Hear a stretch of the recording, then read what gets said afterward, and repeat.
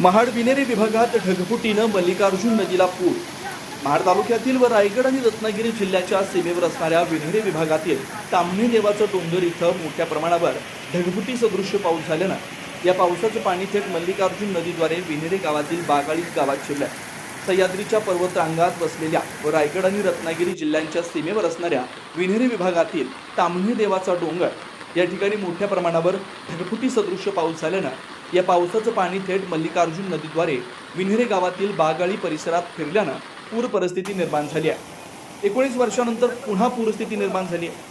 महाड तालुक्यातील विन्हेरे विभागातील ताम्हणी देवाचा डोंगर येथून झालेल्या ढगफुटी सदृश्य पावसाचं पाणी थेट मल्लिकार्जुन नदीद्वारे बागाळी परिसरात पसरलंय। तब्बल 19 वर्षापूर्वी अशाच पद्धतीनं ढगफुटी सदृश्य पाऊस होऊन मल्लिकार्जुन नदीला पूर येऊन पुराचे पाणी बागाळी परिसरात शिरल्याचे येथील स्थानिक रहिवासी बंटी जंगम यांनी सांगितलं।